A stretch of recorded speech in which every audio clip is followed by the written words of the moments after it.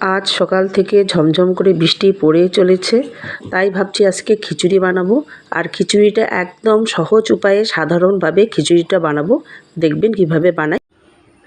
এখানে খালি একটা কড়াই বসিয়েছিলাম, সেখানে কোনো তেল দেইনি, কিন্তু সেই কড়াইটা একটু হিট হয়ে আসলে এখানে আমি ডালটা দিয়ে ভেজে নেব। ডালটা ভাজা হয়ে গেলে হালকা হিটে একটু ভেজে নেব, ডালটা নামিয়ে নেব। তার মধ্যে কড়াইতে দিব তেল। তেলের মধ্যে একে একে শুকনো লঙ্কা, তেজপাতা, পাঁচফোড়ন, আদা আর একটু সামান্য জিরা দিয়ে ফোড়নটা একটু ভেজে নেব।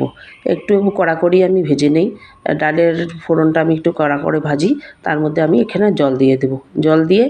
জলটা মোটামুটি একটু সামান্য একটু হিটের মতন হবে, তখন আগে যে ভেজে রাখছি ডালটা, ওই ভেজে রাখা ডালটা এখানে দিয়ে দেব। ডালটা দিয়ে এটা সিদ্ধ করে নেব। ডালটা যতক্ষণ না সিদ্ধ হয়, ডালটা মোটামুটি যখন সিদ্ধ হয়ে আসছে, এই কড়াইতে আমার সম্পূর্ণ খিচুড়িটা হবে না, তাই একটু বড় পাত্রে ওইখানে একটু জল গরম করে ডালটা দিয়ে দিলাম। এই পাত্রের মধ্যেই আমি খিচুড়িটা করব।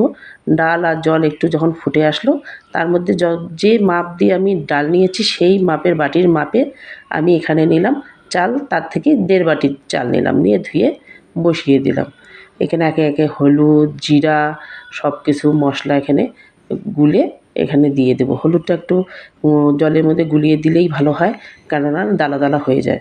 তার মধ্যে দিলাম আমি একটু লবণ দিলাম স্বাদ মতন, ঘেঁটে নিলাম। বেশিক্ষণ এই খিচুড়িটা করতে বেশি সময় লাগে না। তার মধ্যে কাঁচা লঙ্কা আমি চিড়ে নিয়েছিলাম, সেটা দিলাম, কাঁচা লঙ্কার ফ্লেভারটা ভালো আসে। খিচুড়িটা আমার হয়ে আসে, আমি ঘি দিলাম, ঘি দিয়ে একটু ঘেঁটে নিলাম। তার মধ্যে একটু চিনি, দেখবেন খিচুড়িতে সামান্য একটু চিনি দিলে টেস্টটা একটু বেড়েই যায়। এখানে একটু গরম মশলা দিয়ে নামিয়ে নিলাম।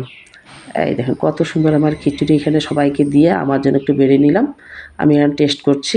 এখানে পাঁপড় ভাজা, কাঁকরোল ভাজা আর বেগুন ভাজা দিয়ে, চিকন চিকন বেগুনগুলো লম্বা করে ভেজে নিয়েছি, এগুলো দিয়ে টেস্ট করছি। দারুণ হয়েছে, একদম দারুণ।